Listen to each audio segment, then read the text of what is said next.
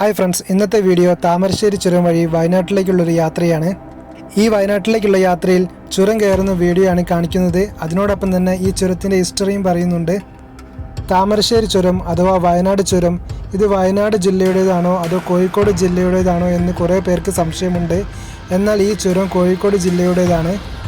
കോഴിക്കോട് വയനാട് ജില്ലകളെ ബന്ധിപ്പിക്കുന്ന പശ്ചിമഘട്ടത്തിലെ ഈ മനോഹരമായ ചുരത്തിന് 9 എയർപിൻ വളവുകളും 12 കിലോമീറ്റർ നീളവുമുണ്ട്. ഈ പാത വരുന്നത് ദേശീയപാത 766-ൻ്റെ ഭാഗമാണ്. ഈ ചുരത്തിലൂടെയുള്ള യാത്രയിൽ നമുക്ക് പ്രകൃതിയുടെ ഒരു ദൃശ്യവിരുന്ന് തന്നെ നമുക്ക് കാണാം. ഈ ചുരത്തിലൂടെ യാത്ര ചെയ്യുമ്പോൾ ആരാണ് ഈ പാത കണ്ടെത്തിയതെന്നും ആരാണിത് നിർമ്മിച്ചതെന്നും നമ്മൾ ചിന്തിച്ചു പോകും. 1700-നും 1750-നും ഇടയിൽ വയനാടിനെയും കോഴിക്കോടിനെയും ബന്ധിപ്പിക്കുന്ന ഒരു പാത വേണമെന്ന് ബ്രിട്ടീഷുകാർ തീരുമാനിക്കുന്നു. ബ്രിട്ടീഷുകാരുടെ ലക്ഷ്യം വയനാട്ടിലെ സുഗന്ധവ്യഞ്ജനങ്ങളായിരുന്നു. ബ്രിട്ടീഷുകാരുടെ ഈ പാതയുടെ പിന്നിൽ വേറെ ഒരു ലക്ഷ്യം കൂടി ഉണ്ടായിരുന്നു. അത് മൈസൂരിലെ ടിപ്പുവിൻ്റെ അടുത്തേക്ക് ഈ പാതയിലൂടെ ഒരു യുദ്ധം തന്നെ നടത്താനായിരുന്നു. എന്നാൽ അവർക്ക് ഈ കാട്ടിലൂടെയുള്ള പാത കണ്ടെത്താൻ കഴിയാതെ വരികയും അവർ അടിവാരത്തിലെ ചില പ്രമാണിമാരെ കാണുകയും അവരുടെ സഹായം തേടുകയും ചെയ്തു. എന്നാൽ പ്രമാണിമാർക്ക് കാടിനെക്കുറിച്ച് അധികം അറിയാത്തതുകൊണ്ട് ബ്രിട്ടീഷുകാർക്ക് അവരുടെ ഈ ശ്രമം അവസാനിപ്പിക്കേണ്ടി വന്നു. അങ്ങനെ നാട്ടുപ്രമാണികൾ ബ്രിട്ടീഷുകാർക്ക് കാടിനെക്കുറിച്ച് അറിയുന്ന കരിന്തണ്ടനെ പരിചയപ്പെടുത്തി കൊടുക്കുന്നു. വയനാട്ടിലെ പണിയ ഗോത്രത്തിലെ ഗോത്ര നേതാവാണ് ഈ കരിന്തണ്ടൻ. അങ്ങനെ ഈ പാതയ്ക്ക് വേണ്ടി ബ്രിട്ടീഷുകാർ കരിന്തണ്ടൻ്റെ സഹായം തേടുന്നു.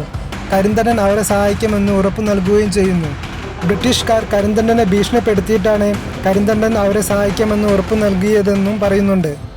അങ്ങനെ കരിന്തണ്ടൻ്റെ സഹായത്താൽ ബ്രിട്ടീഷുകാർ പാത കണ്ടെത്തുകയും 3 മലകളും കടന്ന് അവർ വയനാടിൻ്റെ മുകളിൽ എത്തുകയും ചെയ്തു. ബ്രിട്ടീഷുകാർക്ക് കേവലം ഒരു വനവാസിയുടെ സഹായം കൊണ്ടല്ലേ ഈ പാത കണ്ടെത്താൻ കഴിഞ്ഞത് എന്നും ഈ പാത നിർമ്മിച്ചാൽ അതിൻ്റെ മുഴുവൻ അംഗീകാരവും കരിന്തണ്ടനായിരിക്കുമെന്ന ചിന്ത അവരിൽ നാണക്കേടുണ്ടാക്കി.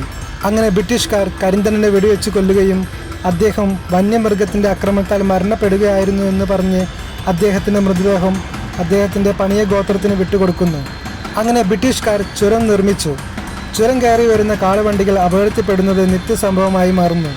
അങ്ങനെ നാട്ടുപ്രമാണികൾ ബ്രിട്ടീഷുകാരുമായി ചർച്ച നടത്തി ഒരു ജ്യോതിഷിയെ കാണുകയും ജ്യോതിഷി അവരോട് പറയുന്നു, ഇത് എല്ലാം ചെയ്യുന്നത് കരിന്തണ്ടൻ്റെ ആത്മാവാണെന്നും ചതിയിലൂടെയാണ് ഈ പാത നിർമ്മിച്ചതെന്നും പ്രതികാരം ചെയ്യുന്ന ഈ ആത്മാവിനെ മരത്തിൽ തളച്ചില്ലെങ്കിൽ ഇനിയും അപകടങ്ങൾ ഉണ്ടാകുമെന്ന് ജ്യോതിഷി പറയുന്നു.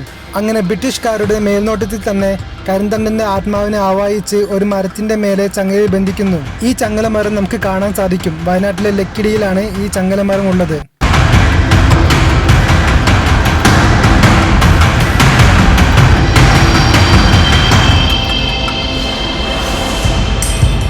നിങ്ങൾക്ക് ഈ വീഡിയോ ഇഷ്ടമായാൽ ലൈക്കും സബ്സ്ക്രൈബും ചെയ്യുക. അതുപോലെ തന്നെ നമുക്ക് അടുത്ത ടോപ്പിക്കുമായി അടുത്ത വീഡിയോയിൽ വീണ്ടും കാണാം.